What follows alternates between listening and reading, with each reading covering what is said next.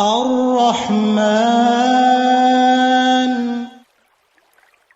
أعوذ بالله من الشيطان الرجيم. بسم الله الرحمن الرحيم.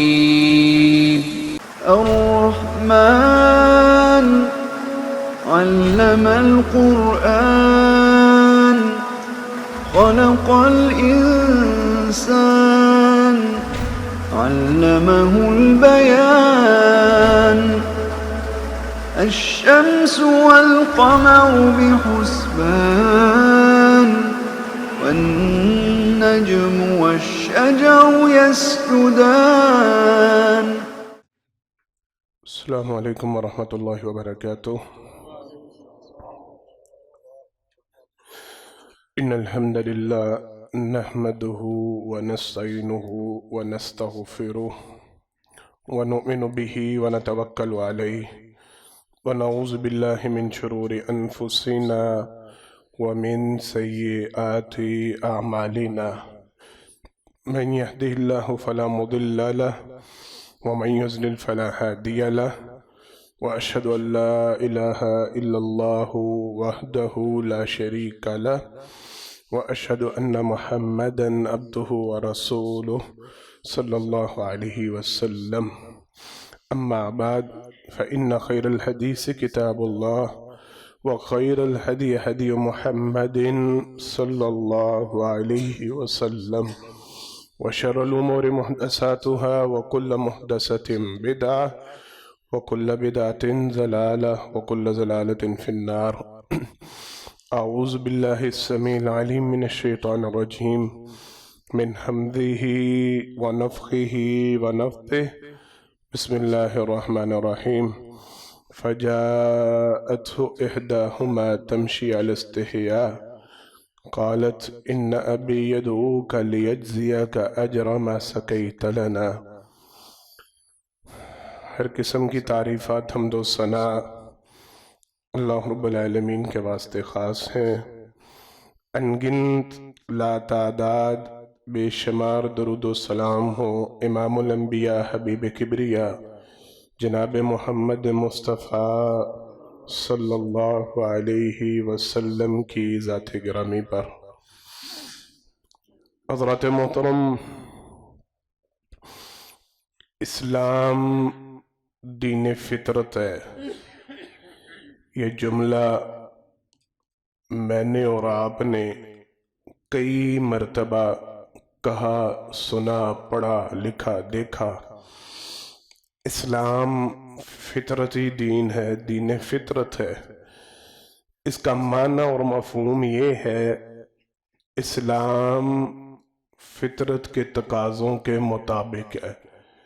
انسانی فطرت جس چیز کی متقاضی ہوتی ہے، انسانی فطرت جو ایک فطرت سلیم پہ جو بندہ ہو، صحیح فطرت پہ انسان ہو، عقل سلیم رکھتا ہو، فطرت سلیم رکھتا ہو، اسلام اس کی فطرت کے مطابق. یعنی تھوڑی سی بات کو سمجھاتا ہوں شروع میں.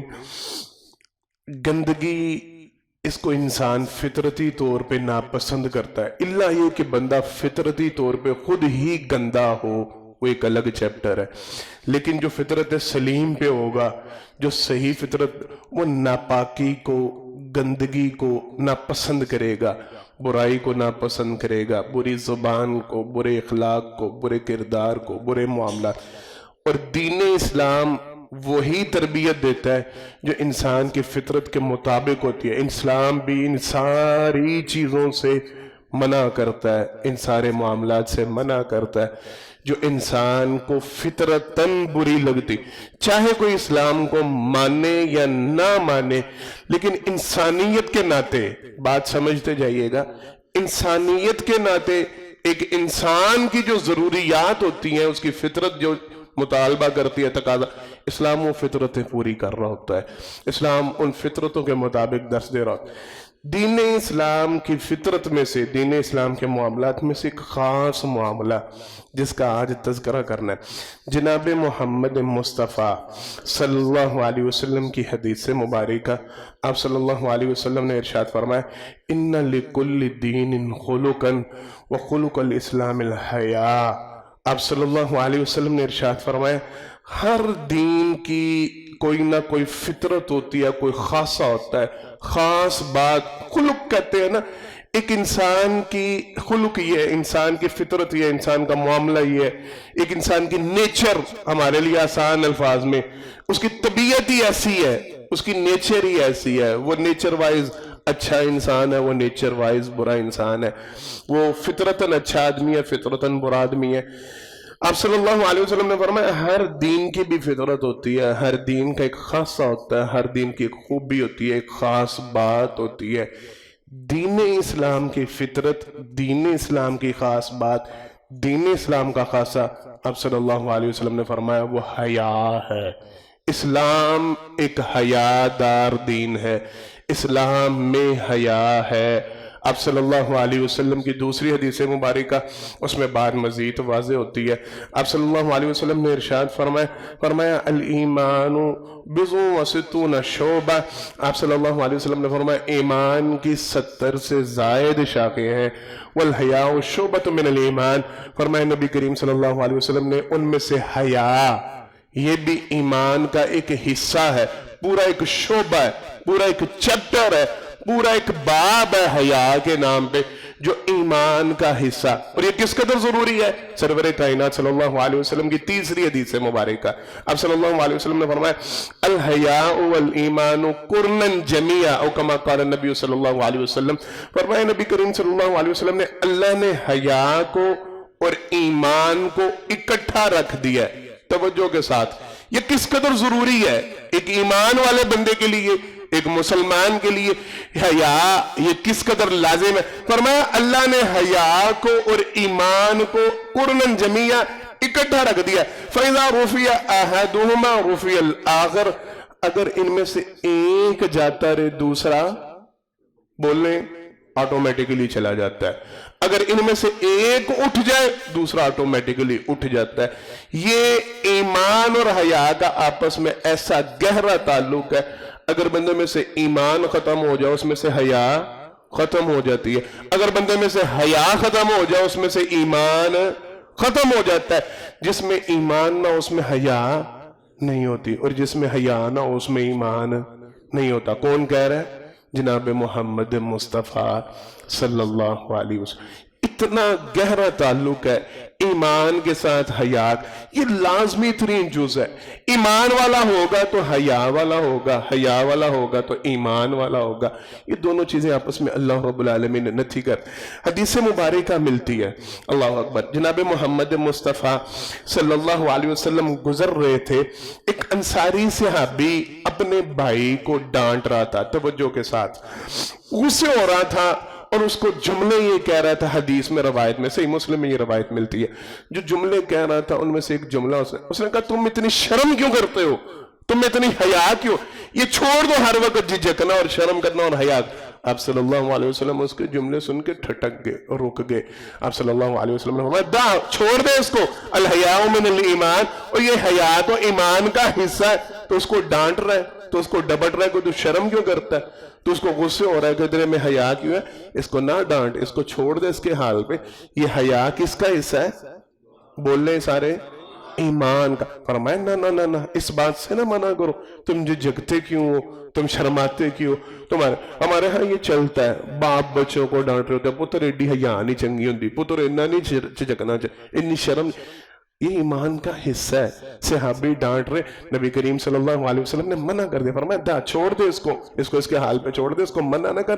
حیا تو ایمان کا حصہ ہے، حیا تو ایمان، الحیاء من الایمان، یہ تو ایمان میں سے ہے، یہ تو ایمان کی شروط میں سے ہے، یہ تو ایمان کے باب ہے، چیپٹر ہے، جز ہے ایمان کا۔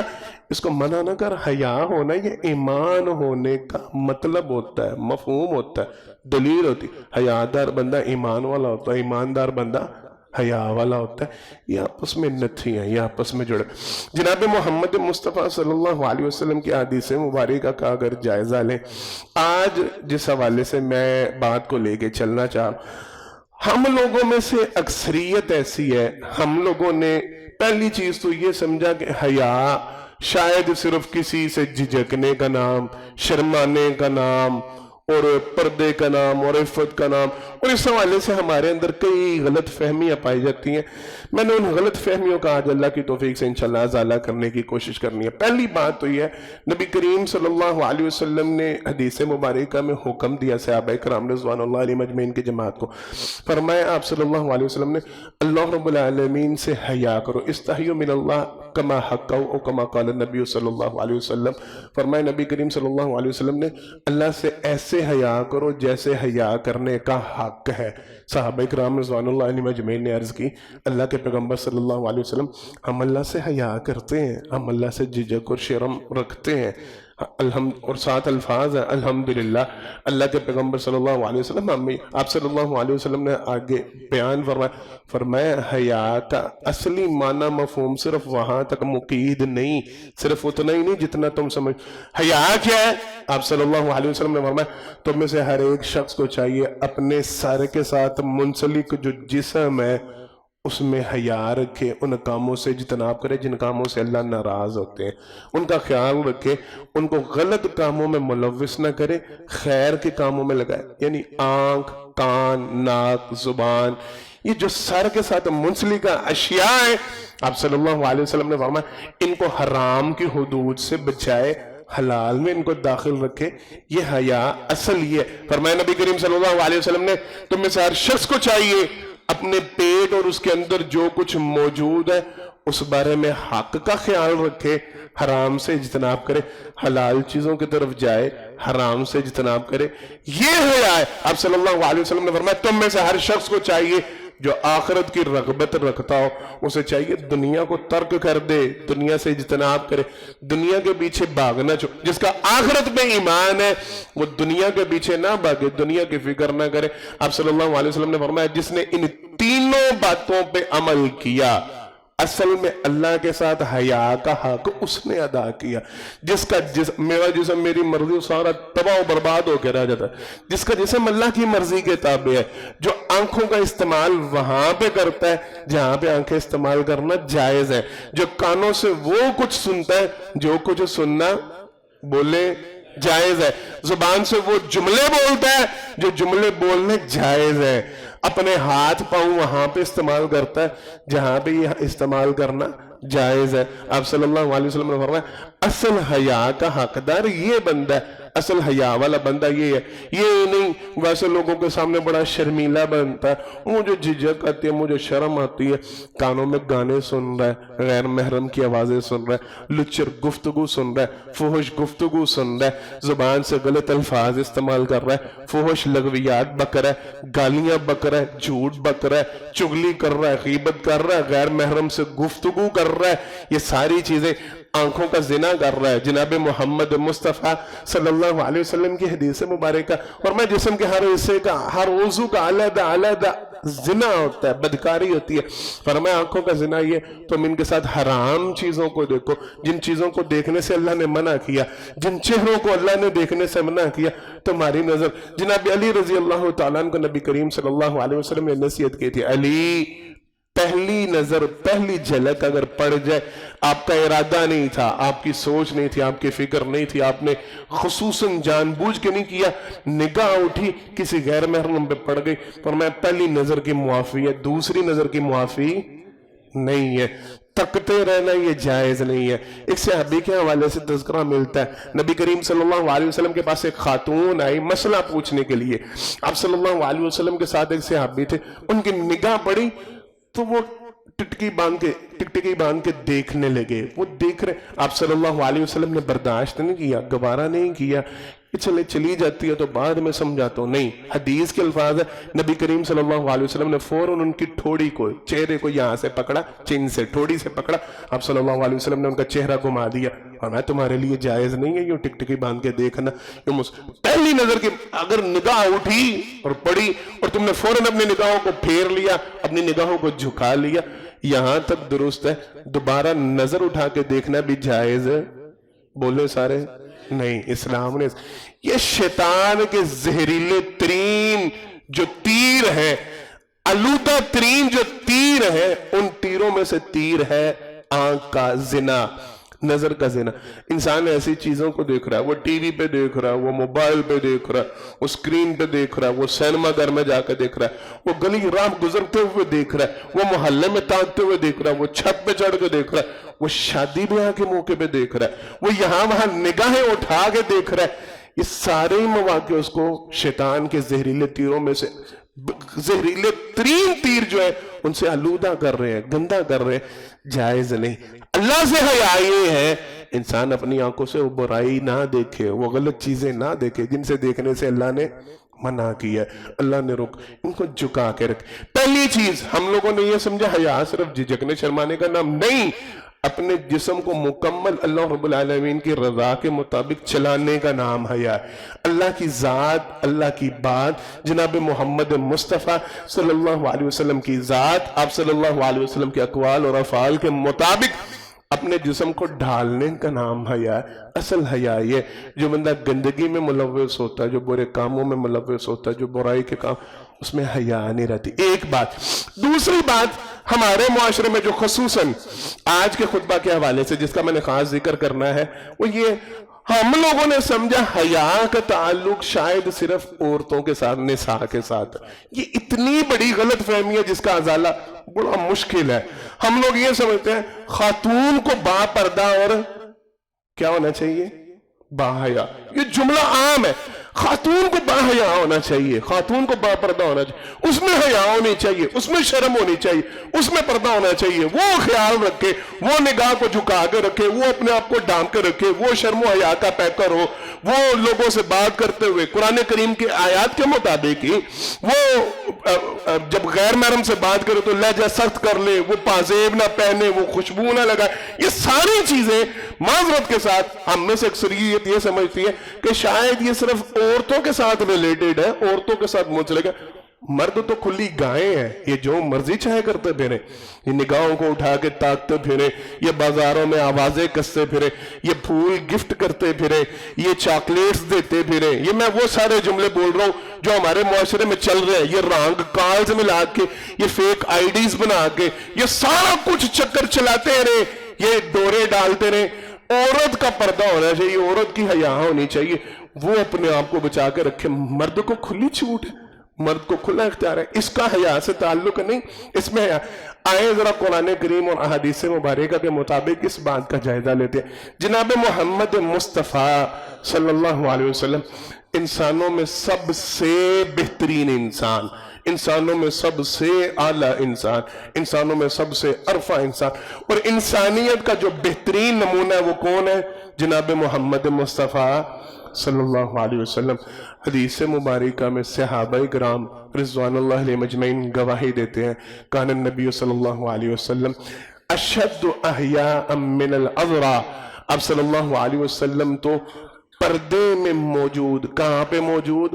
پردے میں موجود دوشیزہ سے بھی زیادہ نبی کریم صلی اللہ علیہ وسلم حیا والے تھے.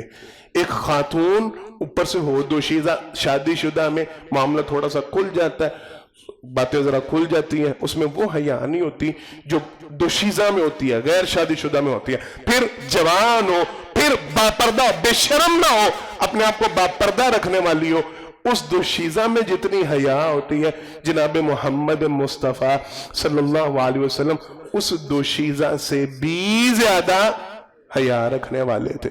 اگر نبی کریم صلی اللہ علیہ وسلم بحیثیت مرد حیا والے تھے تو میرا اور آپ کے لیے آئیڈیل ہے کہ نہیں؟ بولیں, نمونہ ہے کہ نہیں؟ تو پھر مجھے اور آپ کو حیا نہیں کرنی چاہیے، میرے اور آپ میں شرم نہیں ہونی چاہیے؟ جناب موسیٰ علیہ السلام کے حوالے سے تذکرہ، اور بڑا لمبا چیپٹر ہے، بخاری شریف کی حدیث ہے مبارکہ، وہاں پہ بڑا لمبا تذکرہ ہے۔ آپ صلی اللہ علیہ وسلم نے ان کی حیا کا، سرور کائنات صلی اللہ علیہ وسلم کے بچپن کا ایک قصہ معروف ہے۔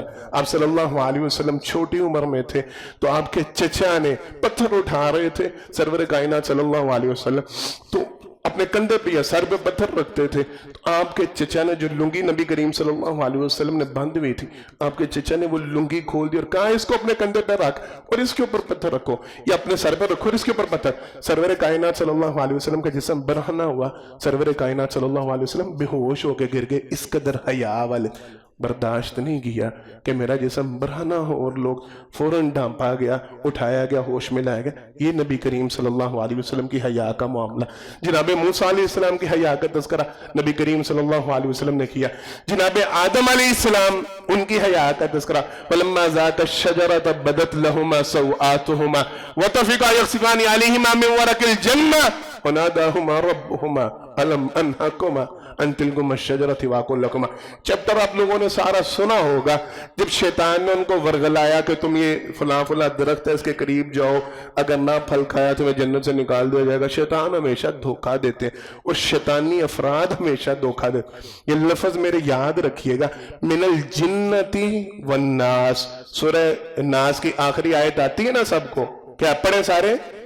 من الجنتی والناس۔ شیطان صرف ابلیس نہیں، انسانوں میں بھی شیطان ہوتے ہیں، جنات میں بھی شیطان ہوتے ہیں۔ شیطان کے کئی روپ ہوتے ہیں، شیطان کے چیلے ہوتے ہیں، شیطان کے بہروپ ہوتے ہیں۔ یہ جنوں میں بھی ہوتا ہے اور شیطانوں میں، انسانوں میں بھی ہوتا ہے شیطان۔ اور انسانوں میں موجود شیطان یہ ہمیشہ ڈراتے ہیں، یہ ہمیشہ دھوکہ دیتے ہیں، یہ ہمیشہ فراڈ کرتے ہیں، یہ ایسے شبہ ڈالتے ہیں ایسی باتوں کو، انہوں نے تم نے ایسا نہ کیا، اولاد کے لیے کیا چھوڑ کے جاؤ گے، ایسے نہ کیا محلے میں عزت کیا رہ جائے گی، ایسے نہ کیا شادی پہ بیاہ پہ تو لوگ کیا کہیں گے، ناک کٹ جائے گی تمہاری، وہ فوتگی ہو گئی ہے، یہ کچھ کرنا پڑے گا، نہیں تو خاندان میں منہ کیا ہوتے ہیں جملے سارے کے نہیں بولے سارے، یہ شیطانی جملے ہیں۔ یہی کام شیطان نے وہاں پہ جناب آدم علیہ السلام کے ساتھ، اللہ نے تمہیں منع کیا ہے نا یہ پھل کھانے سے یا اس درخت کے قریب جانے سے، اگر تم نہ گئے تو اللہ نے تمہیں جنت سے نکال دینا ہے، ایسے ہو جانا ہے، بگڑ جانا کام سر، فٹافٹ کھاؤ۔ خیر قصہ مختصر، ہم اپنے موضوع پہ آئے۔ اللہ اکبر، چکھ لیا، فلما ذاق الشجرہ، اللہ نے کہا جب انہوں نے اس درخت کا، اس پھل کا ذائقہ چکھ لیا، بدت لہما سوآتہما وطفقا یخصفان علیہما من ورق الجنہ۔ پہلا انسان دنیا کا پہلا انسان جناب آدم علیہ السلام جب اس پھل کو چکھا تو اس کا پہلا ایفیکٹ یہ ہوا، اس کا پہلا نتیجہ یہ نکلا، جسم کے اوپر جو جنت کا لباس تھا اللہ نے وہ لباس اتار دیا، وہ لباس جاتا رہا۔ بدت لہما سوآتہما وطفقا یخصفان علیہما من ورق الجنہ۔ اب اکیلے دو، ان دو کے علاوہ اما حوا اور جناب آدم علیہ السلام آپس میں کیا تعلق ہے؟ بولیں، میاں بیوی، ان دو انسانوں کے علاوہ وہاں پہ کوئی انسان تھا؟ اکیلے تھے، تنہا تھے، اکیلے دو تھے۔ فلما ذاق الشجرہ بدت لہما سوآتہما وطفقا یخصفان علیہما من ورق الجنہ۔ جسم کے کپڑے برہنہ ہوئے تو قرآن کہتا ہے دونوں لب کے درختوں کی طرف اور درخت کے پتوں کے ساتھ اپنے جسم کو ڈھانپنے لگے۔ ہے تو میاں بیوی تھے نا، آپس میں شرم و حیا کا تعلق جتنا بھی تھا میاں بیوی تھے، لیکن حیا اتنی تھی، شرم اتنی تھی، لباس جنت کا اترنا شروع ہوا، فوراً بھاگے۔ قرآن کہہ رہا ہے فوراً بھاگے لب کے جنت کے درختوں کی طرف اور وہاں سے پتے اتار کے اپنے جسم کو مطلب یہ ہے، یہ فطرت ہے، یہ انسان کی فطرت ہے، یہ جناب آدم علیہ السلام سے انسان میں ودیت کی حیا ہونی چاہیے۔ یہ انبیاء کرام کا شیو ہے، یہ انبیاء کرام کے سنت ہے۔ جناب محمد مصطفیٰ صلی اللہ علیہ وسلم کی حدیث مبارکہ مجھے یہاں پہ ذہن میں آ رہی ہے، میں یہیں پہ آپ کو سنا دوں، پھر بات کو لے کے آگے بڑھتے ہیں۔ میں آپ کو بتلاتا ہوں بڑی باتیں آج انشاءاللہ۔ اللہ اکبر۔ جرحد نام کے ایک صحابی ہیں، اصحاب صفہ میں ان کا شمار ہوتا ہے، کہتے ہیں میں نبی کریم صلی اللہ علیہ وسلم کی مجلس میں اصحاب صفہ میں بیٹھا ہوا تھا، میری ران، کہاں سے؟ ران سے کپڑا تھوڑا سا ہٹ گیا تو تو میری ران برہنہ ہوگی. جناب محمد مصطفیٰ صلی اللہ علیہ وسلم کی نگاہ پڑی تو آپ صلی اللہ علیہ وسلم نے فوراً مجھے ڈانٹا, ڈپٹا, کہا تمہیں نہیں پتا ران صدر کا حصہ, تھامپو اس کو, اسے برہنہ نہ چھوڑو, اسے کھلا نہ چھوڑو, تم نہیں جانتے یہ ران کس کا حصہ ہے؟ صدر کا حصہ. کہتے میں نے فوراً ڈھانپا. اللہ کے پیغمبر نے میری تربیت کی, مجھے سمجھا یہ ران بھی انسان کی برہنہ نہیں. یہ جناب آدم علیہ السلام سے چلتا آ رہا ہے, جسم کو برہنہ نہیں چھوڑنا چاہیے, یہ ڈھانپا ہوا ہونا چاہیے. یہاں پہ نکریں چل رہی ہیں نا, بولیں گھروں میں مجھے بات کرتے ہوئے حیا آتی ہے, مجھے بات کرتے ہوئے باپ بچوں کے سامنے وہ اتنی نکر پہن کے گھوم رہا ہے, اماں کے سامنے, بہن کے سامنے, بیوی کے سامنے, بیٹیوں کے سامنے, بھابیوں کے سامنے وہ اتنی نکر پہن کے گھوم رہا ہے, اور اس کو فیشن سمجھا جا رہا ہے. وہاں شارٹ پہنی ہے تم نے, جو کپڑے سے ریلیٹڈ ہے وہ میرا یہ جملہ سمجھ گئے ہوں گے, تم نے شارٹس پہنی ہوئی ہیں, بہت جچ رہے ہو, فیشن ہے, سٹائل ہے, اور وہ اسی پہ پہن کے وہ بائک پہ نکل رہا ہے, اور یہاں تک سارا حصہ وہ بیٹھنے کی وجہ سے بائک پہ بڑھانا ہو رہا ہے, اور اس کو کوئی حیا نہیں آ رہی, اس کو کوئی شرم ہی نہیں آ رہی. میں کیسے گھوم رہا ہوں, میں کس چیپٹر میں ہوں, میں کس مضمون میں ہوں. انداز ایسے, لباس ایسے. ران کے اوپر سے ذرا سا کپڑا ہٹا, جناب محمد مصطفیٰ صلی اللہ علیہ وسلم نے اچھا وہاں صحابہ صفہ میں مسجد نبی میں عورتیں ہوں گی, بولیں مرد ہی ہوں گے نا, سارے افراد ہی تھے نا سارے جو پڑھ رہے تھے. تو آپ صلی اللہ علیہ وسلم نے مرد کے سامنے مرد کی ران کو برہنہ کرنا اسے جائز ہے؟ بولیں نہیں سمجھا. تو جو گھروں میں پہن کے شارٹس پھرتے ہیں, گھروں میں نکرے پہن کے پھرتے ہیں, بازاروں میں نکرے پہن کے پھرتے ہیں, ان کو اجازت ہوگی؟ نہیں, یہ منع ہے. انبیاء کا شیوہ ہے, انبیاء کی سنت ہے, حیا ہونی چاہیے انسان میں, شرم ہونی. یہاں تک کہ جملہ آگے لے کے جاؤں نا تو جناب محمد مصطفیٰ صلی اللہ علیہ وسلم کی حدیث سے مبارکہ, آپ صلی اللہ علیہ وسلم گزر رہے تھے تو دیکھا ایک شخص کھلی جگہ پہ ننگا نہا رہا تھا, برہنہ ہو کے کپڑے اتار کے نہا رہا تھا. سرور کائنات صلی اللہ علیہ وسلم کی نگاہ پڑی, اب صلی اللہ علیہ وسلم نے لوگوں کو جمع کیا, حکم دیا جمع کیا جائے, لوگوں کو جمع کیا گیا. سرور کائنات صلی اللہ علیہ وسلم نے خطبہ دیا, اس خطبے کے الفاظ یہ تھے, آپ صلی اللہ علیہ وسلم نے فرمایا ان اللہ حی ستیر, لوگوں اللہ رب العالمین حیا کرنے والے. کون حیا کرنے والے ہیں؟ اللہ خود بھی حیا کرنے والے ہیں. ستیر, اللہ خود بابردہ, یحب الحیا والستر, او کما قال نبی صلی اللہ علیہ وسلم, فرمایا اللہ رب العالمین بھی حیا کو پسند کرتے ہیں اور ستر کو پسند کرتے ہیں. خود تمہارا رب حیا کرنے والا ہے تو تم نے حیا کو صرف عورتوں کے ساتھ خاص کر دیا, تم نے حیا کو صرف عورتوں کے ساتھ جوڑ دیا, لڑکیوں کے ساتھ جوڑ دیا, بس یہ حیا. قرآن کریم میں کیوں کہا گیا یا ایھا النبی قل للمؤمنین یغضوا من ابصارہم ویحفظوا فروجہم ذالک ازکی لہم. پہلے حکم کس کے لیے قاری صاحب؟ پہلے حکم مردوں کے لیے کہ عورتوں کے لیے؟ پہلے مردوں کا نام لیا اللہ نے, قل للمؤمنین یغضوا من ابصارہم ویحفظوا فروجہم ذالک ازکی لہم ان اللہ خبیر بما یصنعون. پھر حکم دیا وقل للمؤمنات, اور پہلے مردوں سے کہ یہ اپنی نگاہوں کو جھکائے, بیبیوں پہ نہ چڑھا کرے ڈنڈے لے کے, خالی صرف بیبیوں کے پیچھے لٹ لے کے نہ بھاگیں. تمہیں با پردہ رہنا چاہیے, تم گھر سے بے پردہ نکلتی ہو تو پھر مرد جائز سمجھ. میں قسم اٹھا کے کہنے کے لیے تیار ہوں, میں نے نہیں اٹھانی. میں یہ جملہ پورے وضوح کے ساتھ میں نے یہ جملے اپنے کانوں سے سنے. کہتے ہیں جی جو بی بی بے حیا ہو کے باہر نکلا اس کو دیکھنا تو ہمارا حق بنتا ہے. وہ نکلی کیوں ہے؟ وہ دکھانے کے لیے تو نکلی ہے, وہ شو کرنے کے لیے تو نکلی ہے, وہ ظاہر کرنے کے لیے تو نکلی ہے. وہ بن سور کے اگر بازار میں آئی ہے, وہ تیار ہو کے اگر بازار میں آئی ہے, وہ میک اپ کر کے اگر پارٹی میں آئی ہے, وہ اگر فنکشن اٹینڈ کر رہی ہے تو وہ دکھانا تو چاہ, ہم دیکھیں کیوں نہ, ہمارا حق بنتا ہے. میں نے جوانوں کے منہ سے یہ جملے سنے, اور قرآن کہتا کل للمؤمنین یغضوا من ابصارہم ویحفظوا فروجہم ذالک ازکی لہم ان اللہ خبیر بما یصنعون. اور بی بی جیسی بھی ہو, جو بھی ہو, حق پہلے تمہارا بنتا ہے. تم اپنی نگاہوں کو جھکا کے رکھو, نگاہوں کو اٹھانا نہیں ہے, تکنا نہیں ہے, نگاہ کے ساتھ پیچھا نہیں کر, جھکا لو اپنی نگاہیں. تم مرد ہو, تمہارے لیے پہلے حکم ہے یہ حیا تو مردوں کا حصہ ہونا چاہیے، یہ شرم تو مردوں میں ہونی چاہیے. تمہاری نگاہیں تاکتی نہ پھریں، تمہاری نگاہیں جھانکتی نہ، یہ جھک جائیں، نگاہ پڑے. اور میں نے سنا تھا اللہ کی قسم، جس بندے کو یہ چاہیے نا، اس کو اس کی عبادت میں حلاوت آئے، عبادت میں لطف آئے، اپنی نگاہوں کی حفاظت شروع کر دے. بی بی کے اوپر نگاہ پڑی غیر محرم کے، وہ چاہے موبائل پہ، چاہے ٹی وی پہ، چاہے سکرین پہ، چاہے لائیو کہیں بھی، اپنی نگاہ کو جھکا لے فوراً. اپنی نگاہ، آپ کو لطف آئے گا، آپ کو سرور، آپ کے جسم میں فخر کا جذبہ پیدا ہوگا کہ میں اپنے آپ کو اس قابل سمجھتا ہوں. میرے لیے خاتون کوئی اہمیت نہیں رکھتی، میرے لیے میرے رب کا حکم اہمیت رکھتا ہے، میرے لیے میرے رب کی رضا اہمیت. اپنی نگاہوں کی حفاظت کرنے والا. اور قرآن کریم کے مطابق صحابہ کرام رضوان اللہ علیہم مجمعین نے عمل کر کے دکھایا. وہ کس سے اگر چھیڑے تو ٹائم سارا یہیں پہ گزر جائے. جب صحابہ کرام رضوان اللہ علیہ مجمعین کو آزمایا گیا، برہنہ خواتین کو ان کے سامنے، وہ کیسر و کسرا کو جو فتح کرنے کی باری، آپ صلی اللہ علیہ وسلم کے معروف ترین صحابی جناب عمر فاروق رضی اللہ تعالیٰ عنہ اس وقت خلیفہ وقت تھے. لکھنے والے نے خط لکھا سپہ سالار نے، حضرت بڑی آزمائش میں سے گزر رہے ہیں. کیا آزمائش ہے؟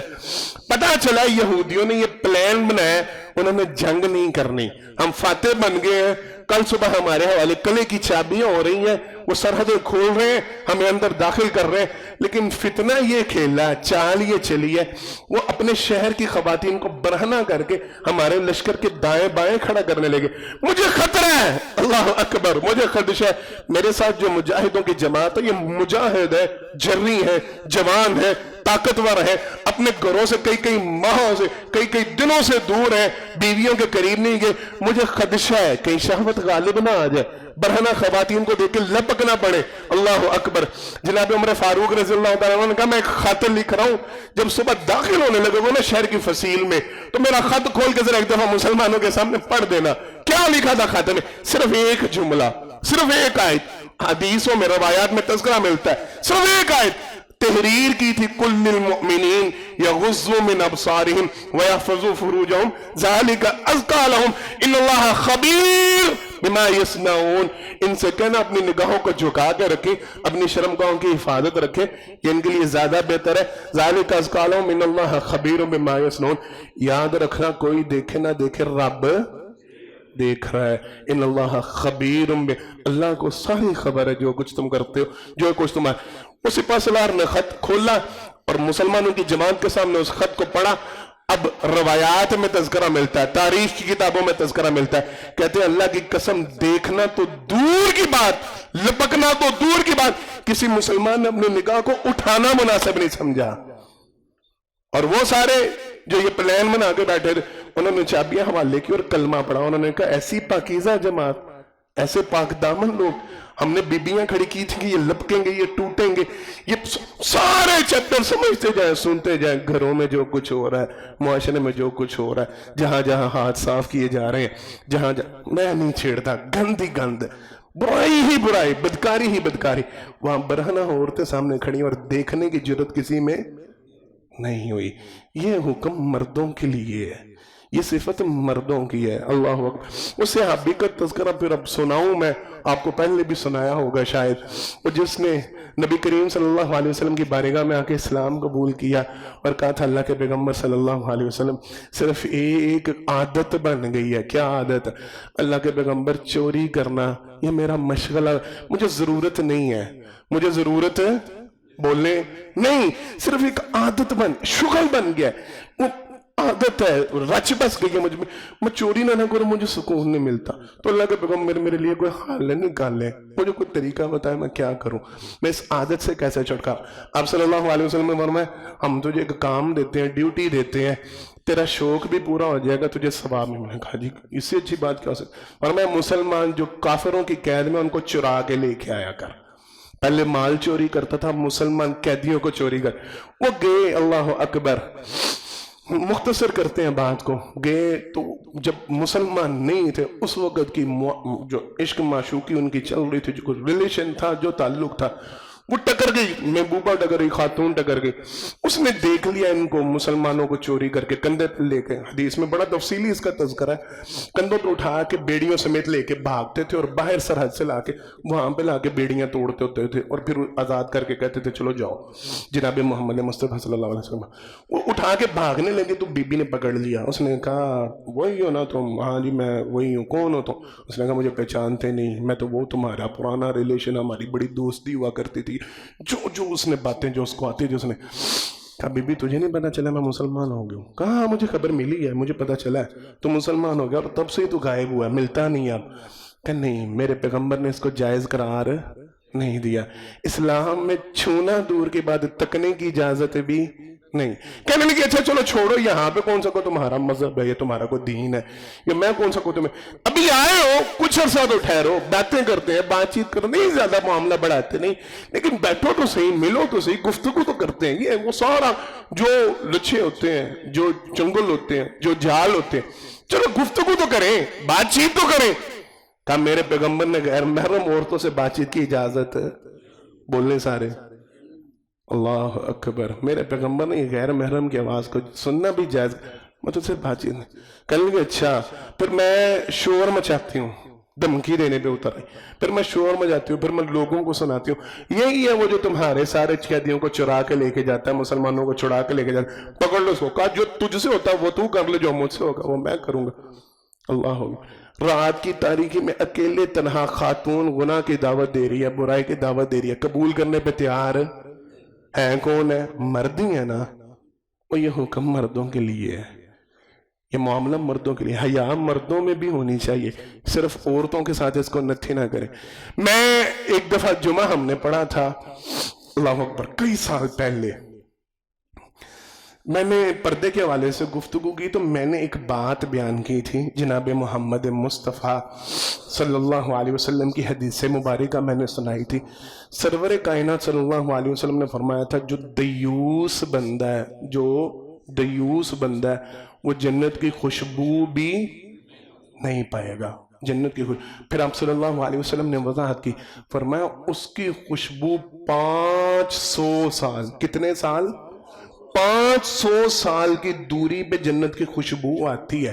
لیکن جو دیوس ہوگا اللہ اس کو جنت کی خوشبو بھی سونگنا نصیب نہیں کریں گے. صحابہ پریشان ہو گئے, اتنا بدبخت, اتنا برا کہ جنت میں جانا, جنت کے قریب بھٹکنا دور کی بات, اللہ اس کو جنت سے 500 سال سے بھی زیادہ دور رکھے.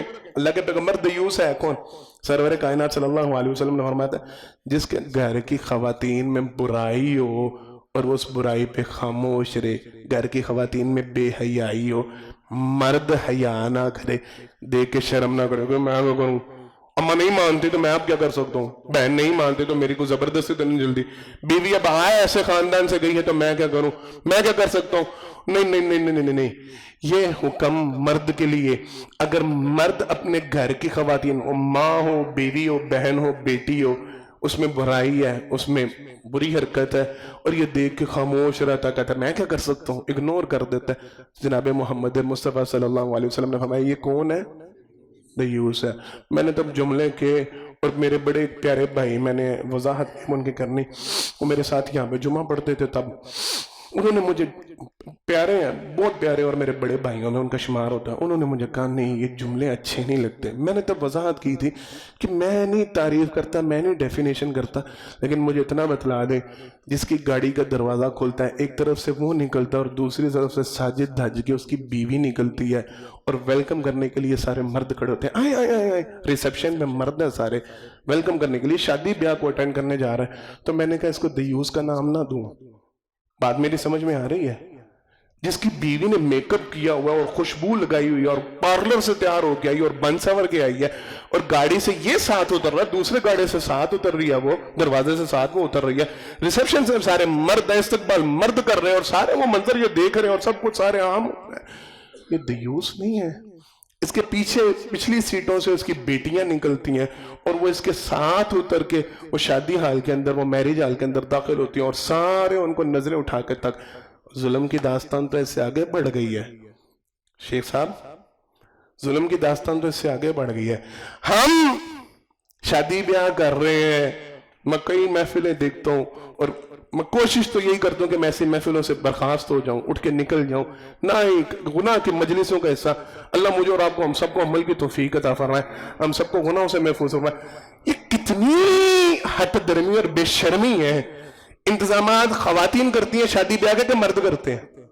بول لیں، آپ کی فیملیوں میں خواتین تو نہیں میرج ہال میں جا کے ڈسکشن کرتی کہ سیٹنگ کیسی ہونی چاہیے، انٹرس کیسی ہونی چاہیے، کھانا کیا؟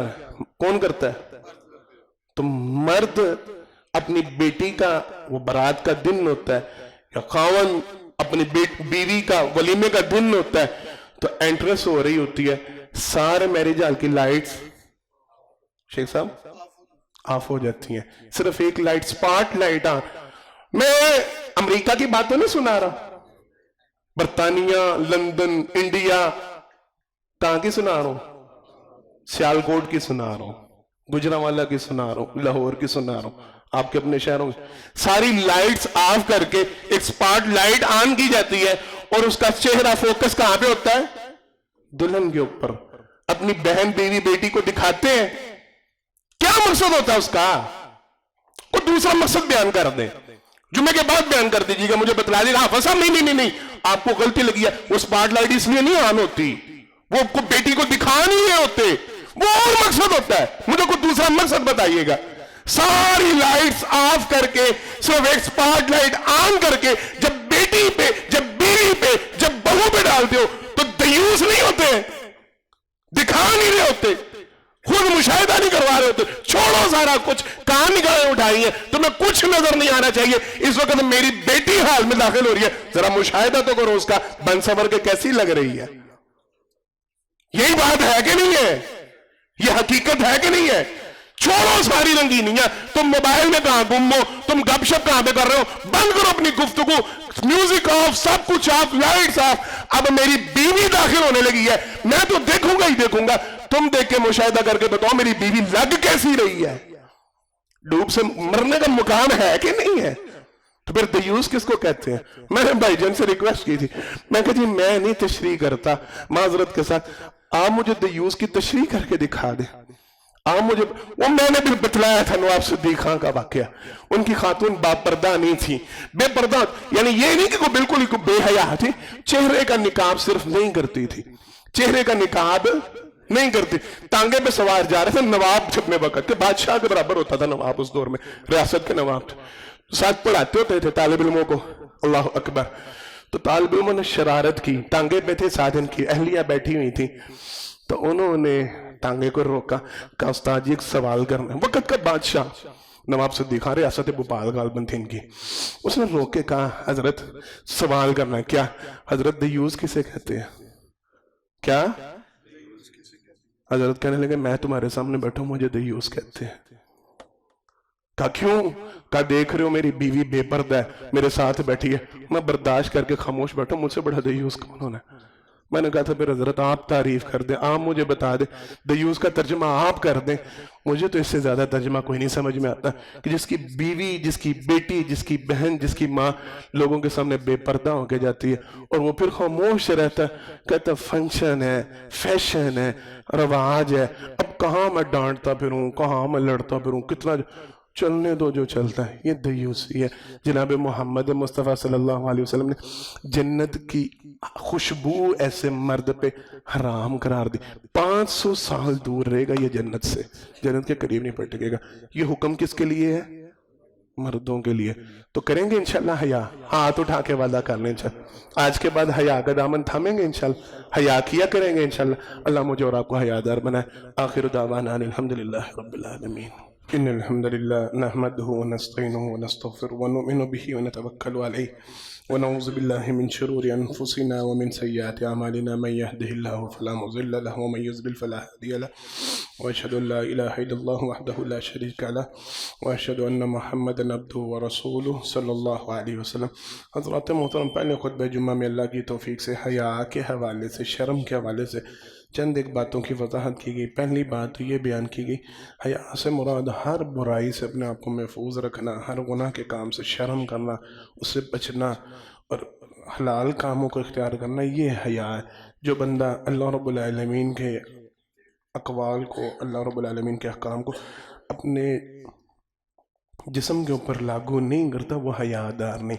جناب محمد مصطفیٰ صلی اللہ علیہ وسلم نے حیا کو ایمان کا لازمی ترین جز قرار دیا۔ حدیث میں وضاحت ہے، حیا ہو تو ایمان ہوتا ہے، حیا نہ ہو تو ایمان نہیں ہوتا۔ جس بندے میں ایمان نہ رہے اس میں حیا نہیں رہتی، جس میں حیا نہ رہے اس میں ایمان نہیں رہتا۔ اللہ کے لیے دوسری بات یہ سمجھانے کی کوشش کی گئی ہے، مرد حضرات خصوصی طور پہ حیا کا اہتمام، ہم لوگوں نے صرف لٹ لے کے اس موضوع کو عورتوں کے لیے خاص کر رکھا ہے کہ وہ با پردہ رہیں، وہ با حیا رہے، مرد جو جی چائے کرتے پھرے، جدھر مرضی ٹانگ اڑاتے پھرے، جس کے مرضی پیچھے بھاگتے پھرے، سارے پردے چاک کرتے پھرے، شرم و حیا کو پامال کرتے پھرے، اور صرف خواتین کے سر پہ چڑھا جائے کہ نہیں جی ان کو حیا دار ہونا چاہیے، نہیں نہیں نہیں، یہ باتیں غلط ہے۔ قرآن اور حدیث کے حوالے سے مختصر وقت اب ختم ہو چکا ہے، اس بات کی وضاحت کرنے کی کوشش کی گئی۔ اللہ رب العالمین حیا کرنے والے، پیغمبر حیا کرنے والے ہوا کرتے تھے، سارے پیغمبروں کی یہ صفت تو نبی کریم صلی اللہ علیہ وسلم کے حدیث مبارکہ میں تذکرہ ملتا ہے۔ آپ صلی اللہ علیہ وسلم نے فرمایا ہر نبی کی دعوت کا حصہ ہوا کرتا تھا، اذا مات الحیا فصنع ما شئت، او کما قال نبی صلی اللہ علیہ وسلم، جب تم میں حیا فوت ہو جائے تو جو چاہے کرو، یہ ہر نبی کی دعوت کا حصہ ہوتا تھا۔ اذا مات الحیا یا اذا فات الحیا کے الفاظ ملتے ہیں، فصنع ما شئت، جب تم میں حیا فوت ہو جائے پھر جو مرضی کرو، یہ ہر نبی کہا کرتا تھا۔ یعنی حیا ہو تو بندہ ایمان والا رہتا ہے، حیا نہ ہو بندہ ایمان والا نہیں رہتا۔ اللہ کے لیے کوشش کریں اپنے آپ کو حیا والا بنائیں، خصوصاً یہ 2-4 دن کے بعد جو طوفان بدتمیزی برپا ہونے والا ہے ویلنٹائن ڈے کے نام پہ۔ میری ایک ریکویسٹ ہے، میری ایک گزارش ہے، میں نے شاید پہلے کبھی بھی اس حوالے سے ذکر کیا، لوگ پوچھتے ہیں اماں کو ویلنٹائن ڈے پہ وش کیا جا سکتا ہے تو ماں ہی ہے نا، تو اس کو میں پھول دے دوں۔ اپنی بیوی کو ویلنٹائن ڈے وش کیا جا سکتا ہے، اس کے ساتھ محبت کا اظہار کر کے اس کو پھول، ٹیڈی بیئر اور دل اور ہارٹ اور چاکلیٹ یہ گفٹ کر دوں۔ بیٹی کے ساتھ یاد رکھے، تعاونوا علی البر والتقوی ولا تعاونوا علی الاثم والعدوان، نیکی کے کام میں معاون بننا چاہیے، برائی کے کام میں معاون نہیں بننا، قطعاً نہیں بننا چاہیے۔ آپ اس دن کے حوالے سے باقی سال کے 364 دن عیسوی سال کے کیا ختم ہو گئے ہیں؟ آپ باقی کسی دن اظہار محبت نہیں کر سکتے، باقی کسی دن نہیں اماں کو بتا سکتے کہ مجھے آپ سے پیار، اسی دن کیوں خاص کرنا ہے؟ کیوں ان کو پروموٹ کرتے ہیں؟ کیوں دکانوں پہ رش ڈالتے ہیں؟ کیوں پھول اور کلیاں لے کے پاگل ہوئے پھرتے ہیں؟ اسی دن بیوی سے اظہار محبت کرنا ضروری ہے؟ کیا باقی دنوں میں بیوی دشمن بنی ہوتی؟ ہم تو دشمن ہی سمجھتے ہیں عموماً، وہ باقی دنوں میں کیوں نہیں اظہار محبت کر لیتے؟ باقی دن بیٹی کے ساتھ پیار محبت کا معاملہ، ٹیچرز کے ساتھ، فلاں کے ساتھ، یہ دن کیوں خاص ہے؟ عیسائیوں کے، یہودیوں کو، بدکار اور بدترین لوگوں کے، ان کے کلچر کو کیوں فروغ دے رہے ہیں؟ کیوں کوئی کھڑا آپ کو دیکھے گا گفٹ لیتے ہوئے شاپ کے اوپر، وہ پہچان پائے گا کہ آپ بیوی کے لیے لے رہے ہیں یا کسی کی بیوی کے لیے لے رہے ہیں؟ آپ اپنی بہن بیٹی کے لیے لے رہے ہیں کہ کسی کی بہن بیٹی کے لیے لے رہے ہیں؟ وہ کبھی تمیز نہیں کر پائے، تو کیوں فروغ؟ میں تو نصیحت کیا کرتا ہوں، اور میں کو فخر کے ساتھ نہیں بتا رہا، کوئی ریاکاری سے، اللہ ہم سب کو ریاکاری سے محفوظ رہا۔ میرے بس میں ایک ہی میرا دوست تھا ادھر گجرانوالہ میں، اس کی گفٹس کی شاپ تھی اور اس طرح ریٹیل کا اس کا کام تھا۔ اللہ گواہ میں نے اس کو منع کر دیتا، میں نے کہا تھا یار سارا سال اللہ تجھے رزق دیتا، کہنے لگا ہاں ملتا، تو میں نے کہا تو ویلنٹائن ڈے پہ نہ بیچی ہے ٹیڈی بیئر، تو نہ بیچنا یہ ہارٹ کے، پھر مجھے بتانا کتنا کو مندہ ہوا۔ اللہ کی قسم اس نے یہ کام چھوڑ دیا تھا۔ کریں گے یہ کام انشاءاللہ؟ یہ جتنی شاپس آپ کے بازار میں لگتی ہیں، سہیل صاحب سوٹ بکتے ہیں، ریڈ سوٹ، منع کر دیں کہ بی بی نہیں، باقی کسی دن خرید لینا۔ ان دنوں میں ہمیں یہ پھول گفٹ کرنا اور فلان، عمر بھائی کدھر ہے؟ نہیں بیچنے بالکل کوئی ایسا گفٹ، کوئی ایسی اپنی دکانوں پہ کوئی ہارٹس وغیرہ کوئی اور جو بیچ رہے ہیں ان کو جا کے سمجھانا ہے غیرت کا سودا نہ کرو چند پیسوں کے لیے۔ تجھے نہیں پتا ہو سکتا تیری دکان سے خریدا گیا گفٹ تیری بہن بیٹی کو مل رہا ہو، تیری بیوی کو کوئی تحفے میں دے جائے، کیا گزرے گی؟ تو نہ بیچ، اپنی بھی حفاظت کر، لوگوں کی بھی سمجھائیں گے سارے انشاءاللہ، وعدہ ہو گیا نا انشاءاللہ، سمجھائیں۔ اللہ مجھے اور آپ کو عمل کرنے کی توفیق عطا فرمائے۔ بیماروں کے لیے کافی درخواستیں، دعا کریں، جتنے بھی بیمار ہیں اللہ سب بیماروں کو شفائے کاملہ عاجلہ عطا فرمائے، پریشان حالوں کی اللہ ساری پریشانیاں دور فرمائے۔ بارک اللہ لنا ولکم فی القرآن العظیم ونفعنا وإیاکم بالآیات والذکر الحکیم انہ تعالی جبار قدیم مالک بر رؤوف رحیم سبحان ربک رب العزۃ عما یصفون وسلام علی المرسلین والحمد للہ رب العالمین۔ لا إله إلا الله محمد رسول الله عليه صلاة الله وآله والأحبة